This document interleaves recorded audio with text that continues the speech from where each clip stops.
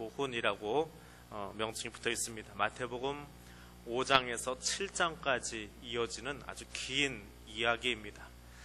예수님의 설교를 한 곳에 모아놓았다, 일반적으로 그렇게 이야기를 합니다. 누가복음에서는 6장 20절에서 49절까지 나옵니다. 그 중에 오늘 읽은 본문은 우리가 흔히 팔복이다, 8가지 복이다 라고 이야기를 하는데, 누가복음에서는 조금 더 짧지요. 같은 본문이면서도 길이가 좀 짧습니다. 그런데 똑같은 것은 앞에 복으로 선언을 하고, 그리고 뒤에 마지막에 나무와 열매의 비유, 또 순종과 반석의 비유로 끝나는 것은 똑같습니다. 그래서 가운데 있는 내용만 조금씩 다른 그런 형태를 취하고 있습니다. 마태는 복을 8개 이야기하는 데 비해서 누가는 저주가 4개 따라 나오는, 복과 저주가 나오는 그런 다른 형태를 가지고 있다고 이야기하고, 누가는 2인칭으로 이야기를 합니다. 너는 이렇게 될 거다, 너는 이렇게 될 거다. 마태는 3인칭으로 이야기합니다. 심령이 가난한 너희들은, 혹은 그들의 것 하면서 이야기를 하는 예수님이나 혹은 이야기를 듣는 앞에 있는 제자들만이 아니라 그 모든 무리들이라고 하는 그런 의미로 설명을 하고 있습니다. 마태와 누가는 조금 다릅니다. 같은 팔복을 이야기하면서도 주안점이 좀 다른데, 마태복음은 조금 더 큰 목표를 이야기한다고 한다면, 누가는 보다도 구체적인 목적을 이야기하는 세부 실천상과 같은 이야기, 천국 백성으로서의 당위성에 대해서 마태가 이야기하고 있다면, 누가는 그럼 천국 백성으로 살아가니까 이 땅에서는 우리가 어떻게 살아야 되느냐, 똑같은 이야기인데 해석을 조금 달리합니다. 예수님이 하신 이야기를 듣고 그것을 옮기는 과정에서 한 사람은 이상적인 이야기, 천국에 관한, 천국 백성에 관한, 구원받음에 관한 이야기를 한다면, 그 구원받은 백성으로서 오늘 내가 이 땅에서는 어떻게 사느냐, 그것을 누가가 이야기했다, 그렇게 보시면 됩니다. 그리고 동일한 것은 그것이 어찌 되었든지 간에 천국 백성에 관한 것이건 이 땅의 현실적인 이야기에 관한 것이든지 간에 성령께서 함께 하셔야만 그 일이 가능하다. 성령을 빼놓고 혼자서 내가 이 일을 할 수 있다, 그것은 불가능한 일이다 라고 하는 겁니다. 산상순에 나오는 모든 이야기들이 성령의 사역이고 성령님이 거기 같이 계셔야만 일어날 수 있는 일이더라 라고 이야기를 하고 있습니다.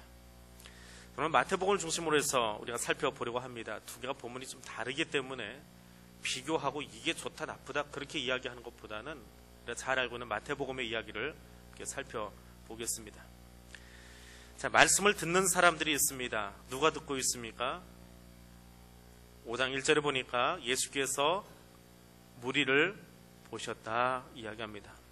무리들에게 보시고 산에 올라가 앉으시니 누가 왔습니까? 제자들에게 왔습니다. 그럼 산상수훈을 들어야 될 사람들은 누구입니까? 교회와 상관없는 밖의 사람들이 아닙니다. 이 본문을 인용해서 교회 밖에서 이러쿵저러쿵 이거 인용해가지고 이렇게 살면 복이 있단다, 천만에, 이건 교회 밖의 사람들에게 주어진 이야기가 아닙니다. 말씀을 듣고 마태복음의 순서에 의하면 마태복음 4장 25절에서 갈릴리와 데가볼리와 예루살렘과 유대와 요단강 건너편에서 수많은 무리가 예수가 하셨던 사역들, 귀신을 내어 쫓고 병자를 고치고 말씀을 전파한 그 이야기를 듣고 사람들이 모여들었습니다. 그 모여든 무리들을 보시더니 예수님이, 아 그래, 천국의 복음을 듣고 나더니 너희가 앞에 나왔구나, 이제 말씀을 듣고 너희가 어떻게 살아야 될지 궁금해서 오늘 수요일날 여기 나왔구나, 그럼 내가 이야기 시작할게 하고 산에 올라가서 앉으셨습니다. 유대인, 이 마태복음 전통적인 유대 방식을 따라가기 때문에 유대인들의 모습을 많이 써놨습니다. 누가복음에서는 예수님이 서서 이야기하십니다. 앉든지 서든지 별 차이 없습니다. 둘 다 가르치는 모습입니다. 헬라권에서는 교수가 강대상 혹은 교수대 앞에서 하지요. 근데 유대인들은 가르치려면 비스듬히 누워서 합니다. 둘 다 교수에 관한 이야기입니다. 가르침입니다. 근데 그 가르침을 받는 대상이 누구냐?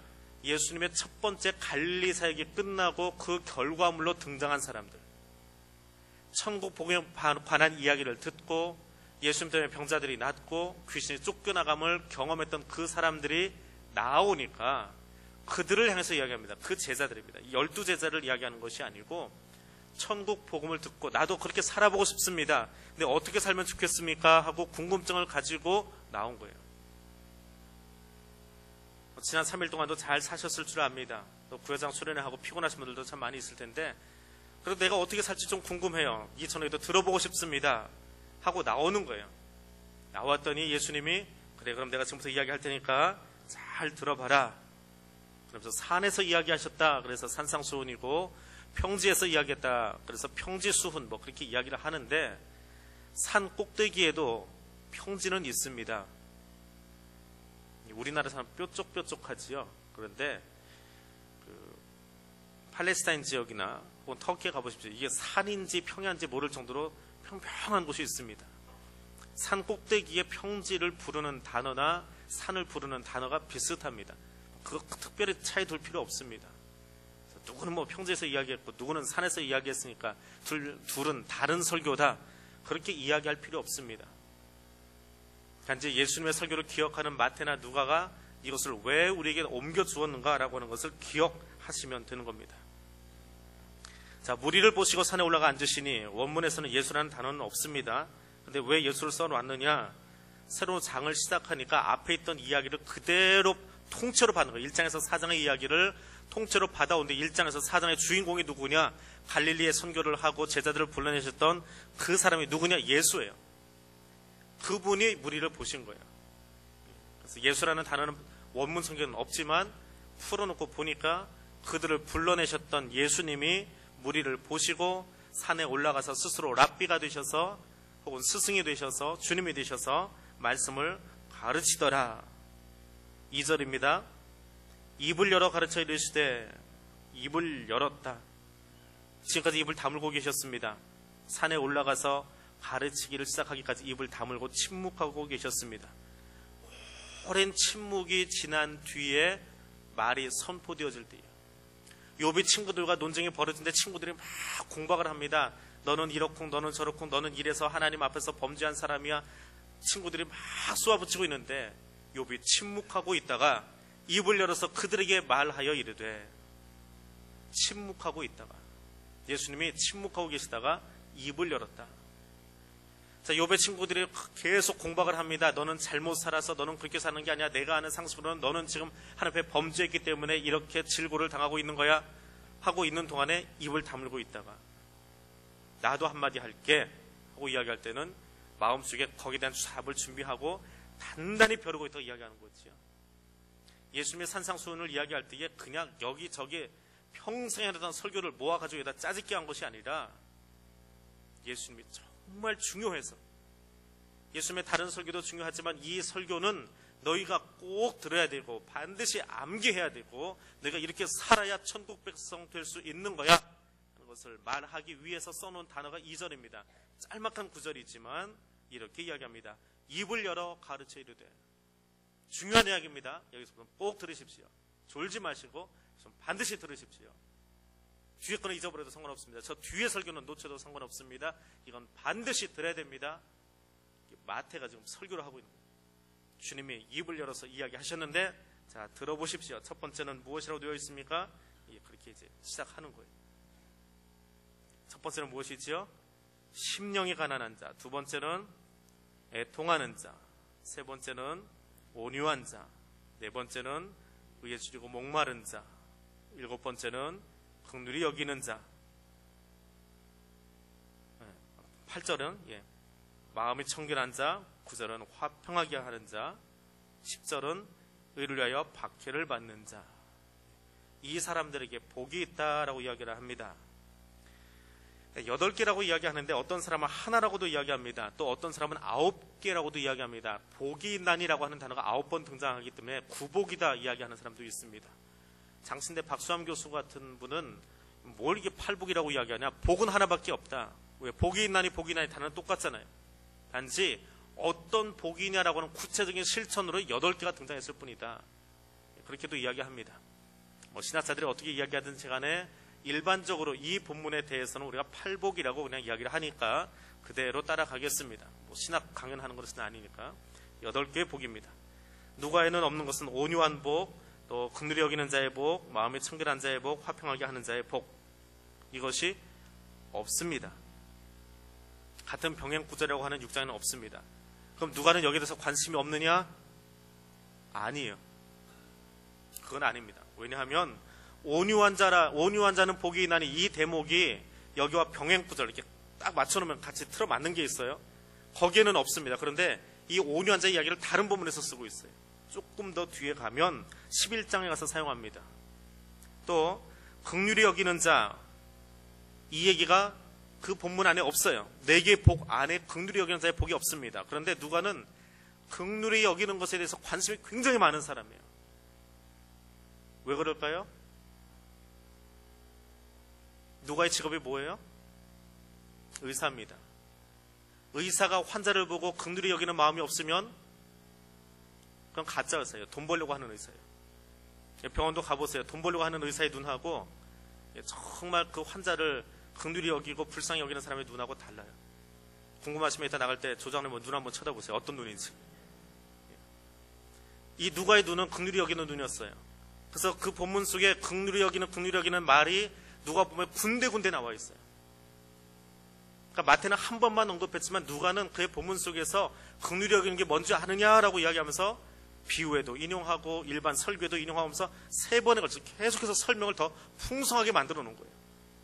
마태는 짧게 이야기해 놓은 거예요. 그러니까 없는 게 아니에요, 사실은. 마태는 이것을 8개로 쭉 모아서 한꺼번에 한 줄씩 이야기했지만 누가는 그 중에 나는 여기 더 관심이 많아, 여기다 넣어놓기보다는 빼서 이 설교에도 예수님의 긍휼의 말씀의 설교가 있었고 이 비유에도 있었고 하면서 설명을 더 크게 늘어놓았더라. 마찬가지로 마음에 청결한 것, 화평한 것도 다 옆에 다른 본문에 들어가 있어요. 오늘 그것까지 다 볼 수는 없고요. 그렇게 들어가 있습니다. 그건 이제 누가의 이야기고 오늘 마태를 봅니다. 그럼 마태에 나오는 8개의 복은 8개를 외우려고 하니까 힘이 들어요. 단어도 힘든 데다가 복이 있나니. 그런데 이 8개의 복을 하나로 통으로 보면 돼요. 성경을 쉽게 볼 수 있는 방법이 있어요. 창세기부터 요한계시록까지 통으로 보는 거예요.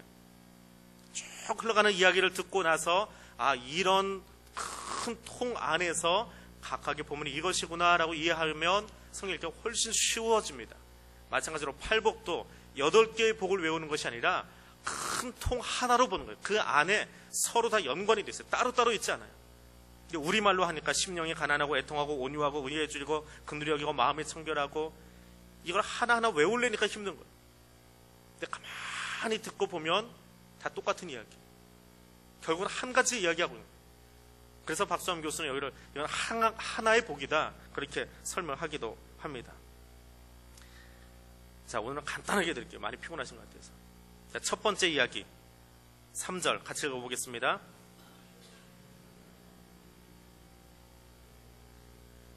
저녁 안 드셨나요? 웅원웅원웅원 하시는데 다시 한번 읽어보겠습니다.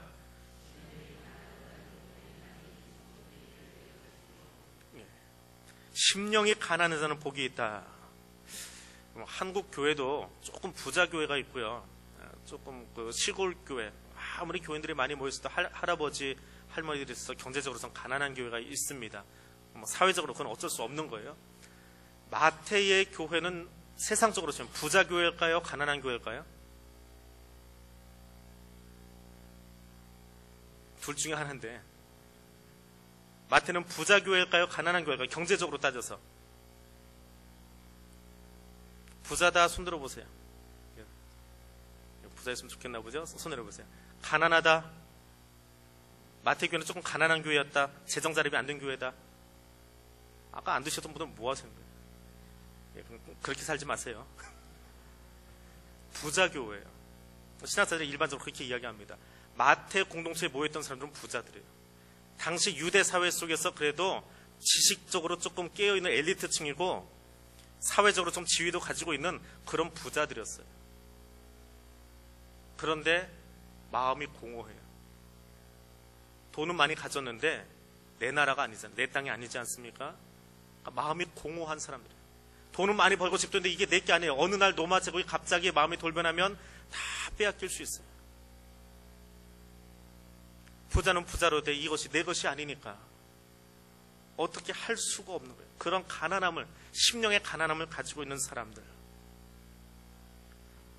원래 이 가난하다라고 하는 말은 물질적인 가난함을 이야기하는 것인데, 사회적으로 힘도 없고 능력도 없고 특권도 없는 사람들을 이야기하는데, 여기다가는 심령이 가난하다, 앞에 하나 수식어를 넣어놨습니다. 심령이 가난하다, 영적으로 가난하다, 스피리추얼 베거다, 영적 거지들이다, 그런 뜻입니다. 영적 거지들은 복이 있나니. 영적 거지는 어떤 사람이에요? 영적으로 고갈이 되어서 거지가 되어 있어요. 그럼 누가 도와줘야 됩니까? 영적인 문제이기 때문에 영적인 존재가 도와줘야 돼요. 육체적으로 가난한 사람들은 돈 있는 사람이 가서 그 사람이 구걸하는 그 통에 돈 넣어주면 돼요. 근데 영적인 가난함은 누가 도와줄 수 있어요? 물질로 도와주지 못합니다. 영적인 존재, 그 영적인 존재 가운데 최고의 존재가 그를 도와주면 가장 복을 많이 받겠지요. 하나님이 도와주셔야만 복이 있는 사람들. 그렇다고 해서 빈궁함이, 가난함이 우리의 영성을 보장해 주는 것은 아닙니다. 거꾸로 우리의 물질의 부함이 우리의 육체의 흥왕함을, 육성을 장려하는 것도 아닙니다. 영적인 거지들, 영적으로 고갈되어 있는 사람들. 그래서 하나님이 이렇게 얘기합니다. 내가 너를 보니까 내 도움이 없으면 도저히 살 수 없는 사람이구나. 그래 내가 너를 돌아보고 통치해주마 하는 이야기가 첫 번째 복이에요. 우리말로 하니까 어렵지요. 심령이 가난한 자는 복이 있나니 천국이 그들의 것이며. 그걸 풀어서 이야기하니까 그래요. 영적인 거지, 그래, 너를 보니까 참 가난하고 의지할 데가 없구나. 그래 내가 영적으로 최고의 존재니까 내가 너의 도움 되어줄게. 천국을 너한테 줄게 라고 이야기하는 겁니다. 근데 첫 번째 이야기. 두 번째 이야기 같이 읽겠습니다.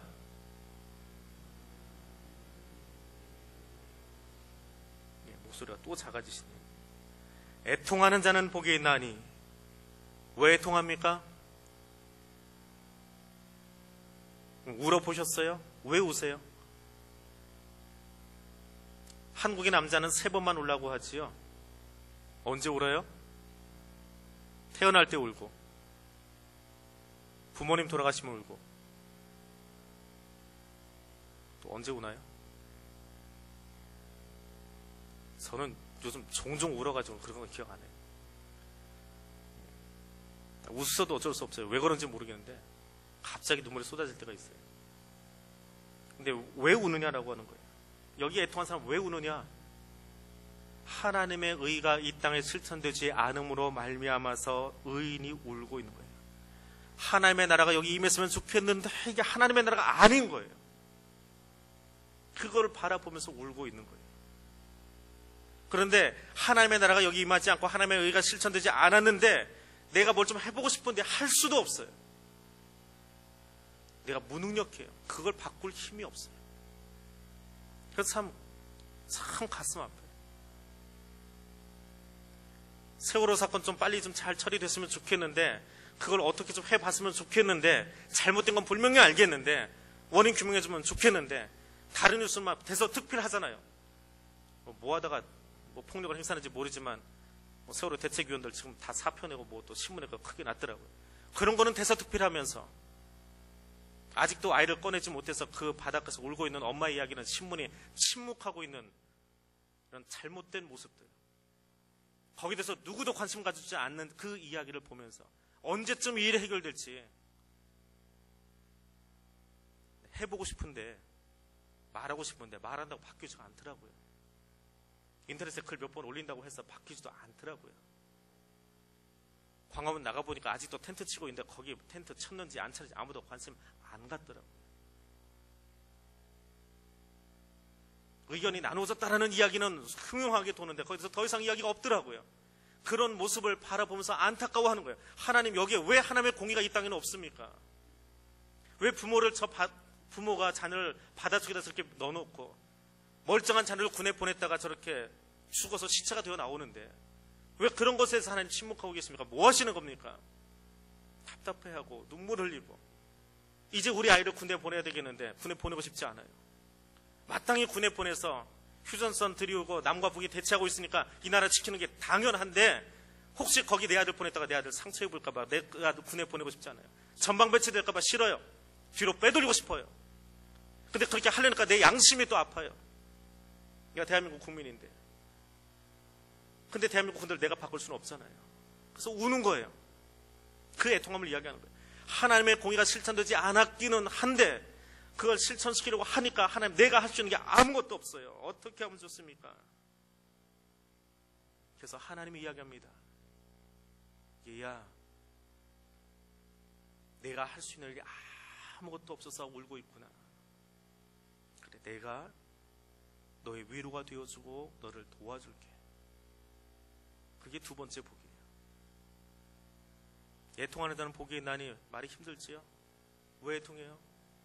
할 수 없었어. 내가 무능력해서. 내가 할 수 있는 게 아무것도 없어요. 정말 대한민국을 좀 바꿔놓고 싶은데 할 수 있는 게 없더라고요. 강대사서 몇 번 이야기한다고 대한민국이 바뀌는 게 아니더라고요. 그것 때문에 설교 끝나고도 허공을 치는 것 같아서 눈물이 날 때가 있어요. 그런다고 바뀌는 것도 아닌데 왜 어머니 교인들한테 화만 내고 내려갔나 싶어가지고. 근데 그렇게 울고 있으니까 하나님이 와서 이야기하십니다. 네가 할 수 있는 게 아무것도 없지? 내가 너의 위로가 되어줄게. 내가 해줄게. 내가 이 나라 바꿔줄게. 그게 두 번째 복입니다. 세 번째 같이 읽겠습니다. 온유한 자는 복이 있나니 그들이 땅을 기업으로 받을 것이며.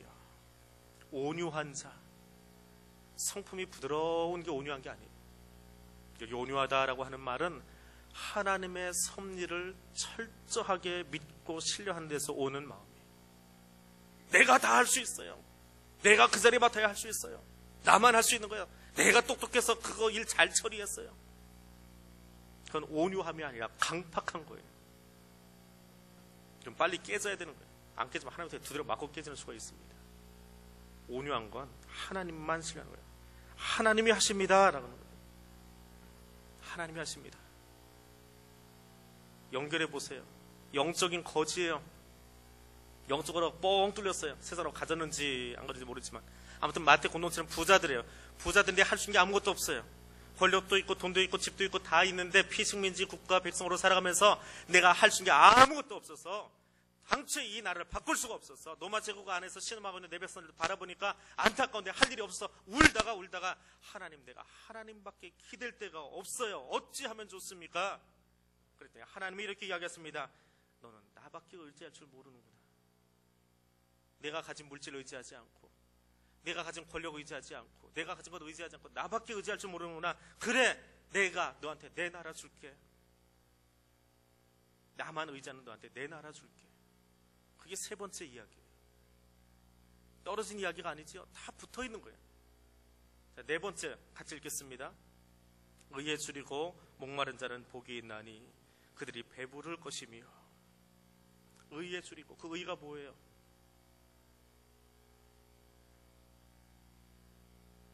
마태가 바라본 그 사회를 보니까 열심당원도 있고 헤롯당원도 있고 속에다 칼 숨기고 돌아다니면서 로마의 그냥 앞잡이들, 우리로 치면 친일파들 보이기만 하면 칼 꺼내가지고 휘두르고 다니는 열심당원들도 있고, 또 한편에서는 이렇게 사나 저렇게 사나 어차피 한 세상인데 헤롯 앞에 가서 손 비비면서 우리 그냥 잘 살아봅시다 그러고 완장 차고 다니는 사람도 있고, 그러든지 말든지 뭐 한 세상인데 초야에 붙여서 적당히 살아가다가 식민지 국가인데 저 로마 제국이 우리가 뭐 던진다고 뭐가 깨지겠어, 뭐 하겠어, 괜히 내 머리만 아프지, 바위에다 계란 던지는 격이지, 그런 사람들도 있고.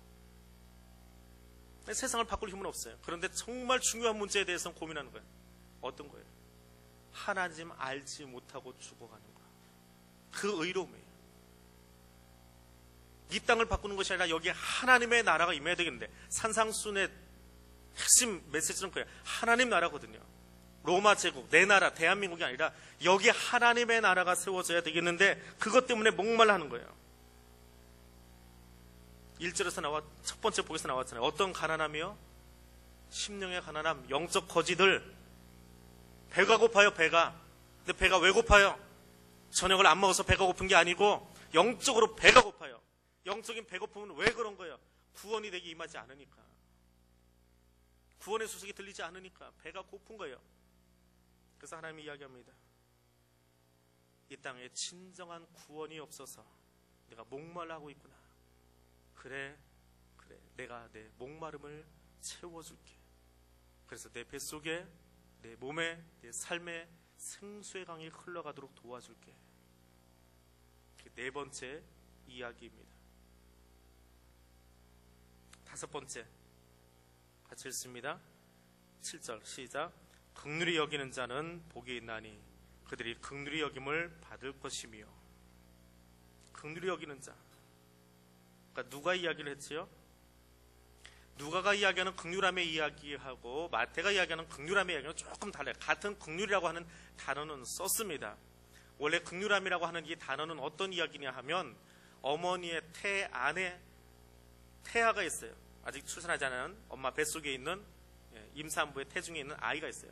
그 태아를 바라보면서 엄마가 이 아이를 어떻게 하면 잘 키울까 고민하고 태교하는 그 마음, 그 태중에 있는 아이를 사랑하는 마음이 긍휼히 여긴다라고 하는 단어라고 합니다. 그래서 이것은 하나님의 모성애적인 그런 마음을 표현하고 있는 단어라고 그래요. 근데 이 단어를 마태는 또 다른 모습으로 설명을 합니다. 원 단어 자체는, 히브리어 자체는 그래요. 근데 이것은 이제 설명을 해요. 왜냐하면 이게 한 가지 뜻만 있는 게 아니거든요. 그 안에 여러 가지 의미들이 복합돼서 한마디로 여러분에게 설명을 해드리니까 모성애다 그러는데, 누가의 눈에는 그게, 의사의 눈에 이제 그게 비친 거예요. 그래서 의사가 그 엄마의 마음을 가지고 있으니까 어떻게 해요? 환자를 바라보면서, 야, 오늘도 돈벌이가 하나 더 들어왔다. 오늘 내가 100명 치료, 200명, 300명, 400명, 저거 100원짜리, 200원짜리, 300원짜리 이 돈에 혈안이 된 사람이 아니라 긍휼히 여기면서, 사꾼도 있지만 내 주님은 선한 목자야 그러면서 그 마음으로 바라보거든요. 누가의 관점일 거예요. 마태는 똑같은 긍휼함인데 어떤 긍휼함을 이야기하느냐. 마태도 이 긍휼함에 굉장히 관심이 많아요. 많아서 다른 사람이 쓰지 않는 단어를 골라 썼습니다. 긍휼함을 설명을 하면서. 아까 태중에 있는 아이 설명하고는 히브리어거든요. 자, 이걸 다시 이 당시에 쓰여진 언어로 바꿔야 돼요. 왜? 히브리어는 이 당시에 쓰고 있지 않았거든요. 일반 대중이 들으려면 그들이 쓰고 있는 언어로 바꿔야 되는데 헬라어나 아람어로 바꿔줘야 돼요. 자, 어떤 단어가 좋을까? 하나님의 그 긍휼하심의 이야기를 알아요. 예수님한테 들었으니까 알겠는데 회중이 알아들을 수 있게 설명을 다시 해줘야 되잖아요. 알아듣지도 않는 옛날 말. 국지어미여 등극하여 여문자어로 불상교통하세요. 그렇게 설명을 알아들어요? 한국말로 해줘야 되잖아요. 우리나라 말이 중국의 말과 달라서 내가 그 백성들을 가엾게 여겨서 새로 28글자를 만드노니, 그렇게 해드리면 알아듣잖아요. 마찬가지로 주님이 하셨던 이야기를 풀어내야 돼요. 긍휼을 풀어내는데 어떻게 풀어내느냐? 마태 공동체는 어떤 사람들이요? 머리 똑똑한 사람들이에요. 말씀을 잘 아는 사람들이에요. 그 말씀을 가장 잘 아는 부류가 누굴까요? 랍비들이지요. 바리새인이지요. 사두개인이지요. 제사장들이지요. 그들에게 이야기하는 거예요. 그들하고 긍휼함이 무슨 이야기일까? 머릿속에 말씀만 많이 들어가 있으면 뭐하냐? 실천도 안 하는 이것들아. 그게 마태의 관심이에요. 긍휼함은 무엇이냐? 하나님 말씀을 알고 그것을 의롭게 신의롭게 믿음으로 실천해 나가는 것, 그것이 긍휼함이에요. 하나님의 사랑하라 하셨으니까 정말 사랑하려고 몸부림을 치려면서 살아가야지. 율법을 아니까, 제도를 아니까, 관습을 아니까 관습대로 하셔야지요. 금식해야지요. 기도해야지요. 말은 번지르르 하게 하는데 안 하고 있어요. 그 바리새인들을 향해서 이야기하는 거예요. 그렇게 사는 자는 복이 없다 합니다. 어떤 사람이요? 말씀을 듣고 그대로 실천하는 사람. 이게 긍휼함이에요. 그래서 이 긍휼함의 단어는 히브리서에만 등장하고 골로새서에만 등장합니다. 다른 데는 나오지도 않아요. 그러니까 예수님의 긍휼함에 여기시는 그 마음은 세상적인 사람들이 알고 있는 그런 이야기가 아니라는 거예요. 이건 독특한 단어라는 거예요. 그래서 그런 단어를 끌어다 놓은 거예요. 그래서 그 긍휼히 여기지 않는 사람들이 대체 누구냐? 나중에 설명을 또 해드릴게요. 저 뒤에 가면 이야기가 나옵니다. 긍휼함이 없는 종의 비유에서도 등장하고요. 긍휼히 여기지 않아서 심판받는 양과 염소의 비유에서도 등장합니다. 마태도 긍휼함에 대해서 관심은 있는데 의사의 긍휼함이 아니라 어떤 긍휼함이요? 실천하는 긍휼함이요. 실천하는 긍휼함. 하나님, 내가 이 땅을 살아가면서 말씀을 실천해보고 싶어요. 그냥 연민의 정이 아니라 아유 저 불쌍해서 어떻게 하는 게 아니라 정말 불쌍히 여겨서 그 사람과 나를 같이 노는 거예요. 내가 너의 심정 되어보니까 사실 될 수는 없어요. 마음으로 할 수 있는 데까지 내가 너의 심정이 되어보고 내가 너의 처지를 이해하려고 하고 보니까 어찌할 수 없어서 내 마음이 찢어지는 것 같아. 그 사람과 동일한 자리에 나를 세워놓고 서는 거예요. 그랬더니 주님이 이렇게 이야기하십니다. 얘야, 너 그 불쌍한 사람 보고 긍휼히 여기고 있구나. 내가 너를 보니까 너도 참 불쌍한 사람이야. 죄인인데 거기서 내 의의를 실천해 보려고 노력하고 있구나. 그래, 나도 너를 긍휼히 여겨서 불쌍히 여겨서 너를 천국 백성 삼아줄게. 그게 5번째 이야기입니다. 내가 긍휼히 여겨서 내가 누군가를 용서해서 내가 누군가를 불쌍히 여겨서 동정심을 가지고 살아간다고 해서 구원받는 건 아니에요. 왜냐하면 처음에도 이야기했지만 마태복음 5장의 이야기는 이미 천국 백성의 됨의 이야기를 듣고 갈릴리 선교의 이야기를 듣고 몰려든 사람이에요.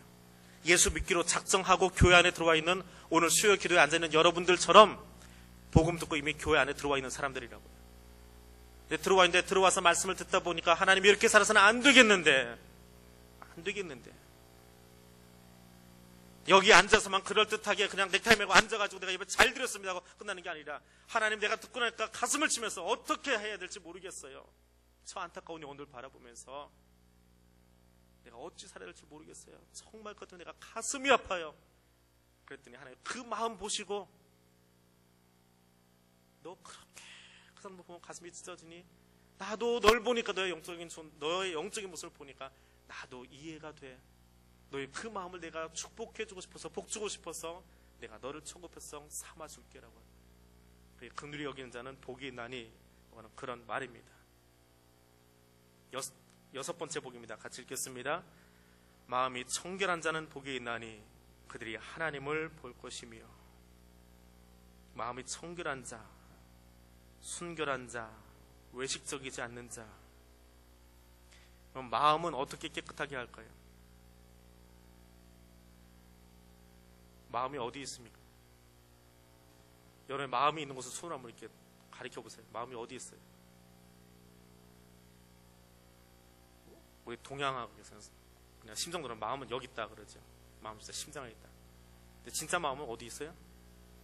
서양에서 여기 뇌 속에 들어가 있잖아요. 여기서 생각하고 사고하고 하잖아요. 머릿속에 있잖아요. 심장이 됐건 그것이 뇌가 됐건 어떻게 하면 깨끗하게 할 수 있어요? 피를 깨끗하게 하려면 육식 안 하고 채식하면 되나요? 뇌를 깨끗하게 하려면 뭘 먹으면 뇌가 깨끗했어요? 그 청결함을 이야기하는 게 아니에요. 여기 청결함은 마음을 나누지 않는 거예요. 그래서 이 청결함이 무엇인지 마태가 관심이 많아요. 그래서 몇 주 후에 다시 설교할 겁니다. 마태복음 6장에 가서 또 이 청결함을 다시 한번 풀어서 설명하고 있어요. 제가 관심이 있는 것은 여기가 서론이에요. 지금 이렇게 하나씩 명제를 던지고 뒤에서 다시 설명을 더 길게 만들어 놓고 있어요. 한마디로 이야기하면 마음이 청결한 것은 마음을 2개로 나누지 않는 거예요. 하나로 모았어요. 마음을 집중하는 거예요. 어디에 집중할까요? 누구에게 집중해요? 누구에게? 하나님에게. 그것이 마음이 청결한 거예요. 그래서 하나님이 이야기했습니다. 얘야, 내가 너를 보니까 너는 마음을 다른 데 두지 않고 나한테만 집중하는구나. 그래, 네가 나만 집중하는 것은 나도 너한테만 집중해서 내 나라 임할 때 너는 절대로 빼놓지 않고 너는 내 백성 삼을게. 너는 나만 쳐보고 있었으니까 세상에 물질에, 명예, 권세에, 자리에 그런 거 생각하지 않고 나만 보고 있었으니까 그래, 나도 너만 바라보고 너는 꼭 내 나라에 들어오게 해줄게. 그리고 내가 나만 바라보았으니까 그날 그때가 되어지면 너는 나 쳐다볼 수 있게 해줄게. 그래서 마음이 청결한 자는 복이 나니 어떻게 한다고요? 그가 하나님을 볼 것이며 하나님만 바라보고 있었기 때문에 그에게 주어지는 복이에요.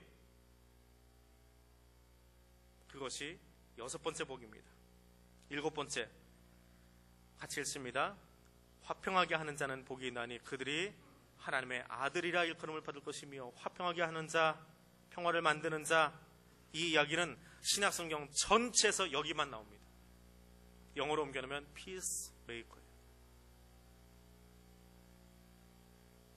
하나님의 말씀을 듣고 갈릴리에 선교를 예수님이 나가셨다가 그 전도를 받고 교회에 들어왔어요. 말씀을 듣고 나니까 하나님 내가 이렇게 살겠습니다 하고 작정하고 이 사람이 실천하기 시작합니다. 어떻게 어떤 실천을 하느냐? 싸움 난 것만 쫓아가는 거예요. 그래서 그 싸움을 중지하는 거예요. 화평케 만들어가는 거예요. 싸움 난 것을 찾아가서 그 싸움 난 것을 하나로 만들어가는 거예요. 이 화평케 하는 자를 동사로 쓰는 것은 골로새서에 딱 한 번 등장합니다. 성경에 잘 나오지 않는 단어입니다. 마태하고 바울이 한 번씩 썼던 그런 단어인데, 문제를 회피하는 게 아니에요. 저쪽에 문제 많으니까 골칫덩이를 옆으로 빼버리고,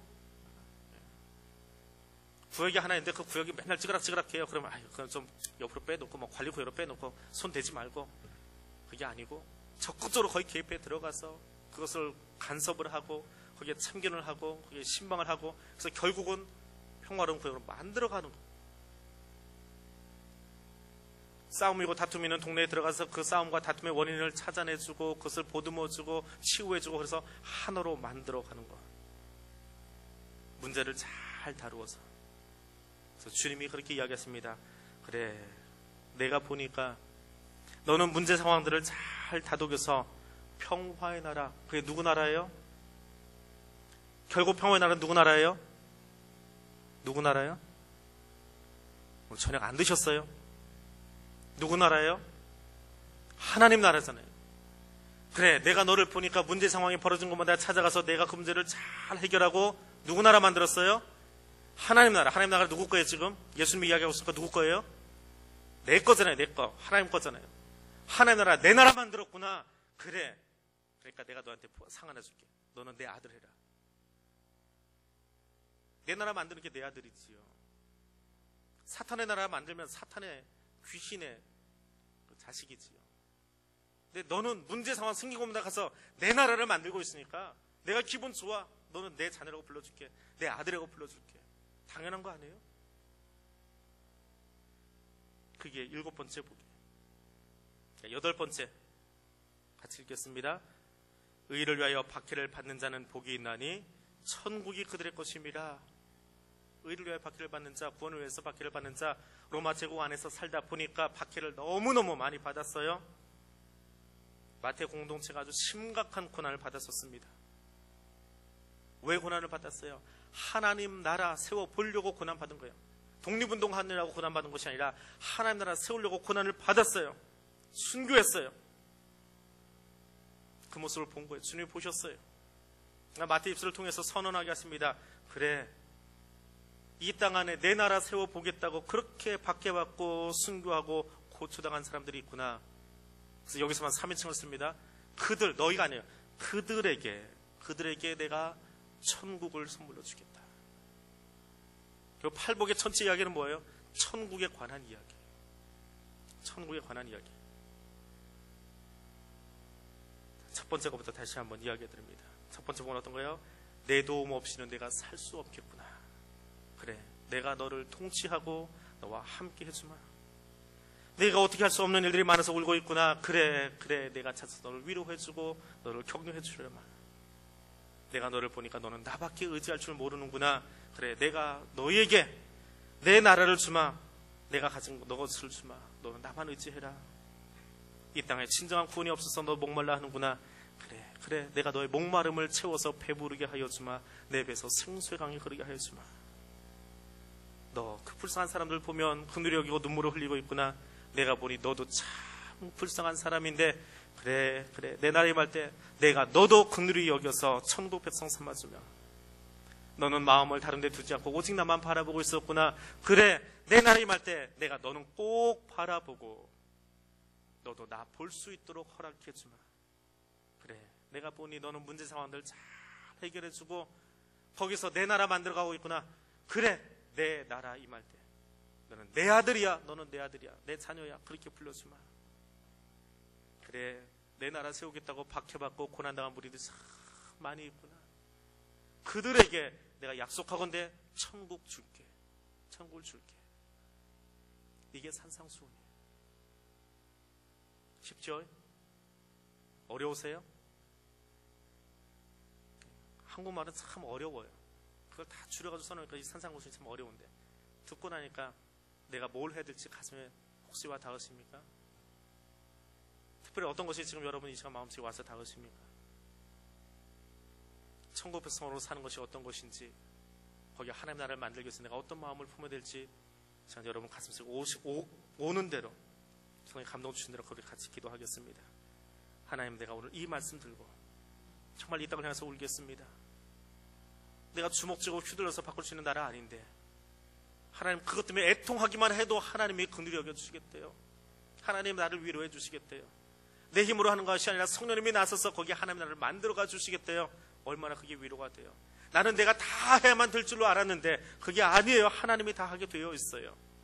그렇게 하다가 하나도 하지 못하고 순교당한 이들도 있고 고난당하는 이들도 있습니다. 그런데 하나님 그들에게 약속하셨어요. 천국 주시겠다고. 하나님, 내가 그 천국 백성 되고 싶습니다. 그렇게 살고 싶습니다. 그렇게 하나님의 도우심만 구합니다. 그리고 이 나라와 이 민족 가운데에, 하나님의 교회 가운데에 슬픔 중에 있는 백성들을 위해서 중보하며 기도하겠습니다. 그리고 내가 하나님의 청지기로 바르게 서서 하나님의 자녀라 부르심을 받는 그 자리에 부끄럽지 않게 서기를 원합니다. 이 기도 제목 가지고 우리 같이 통성으로 기도하겠습니다.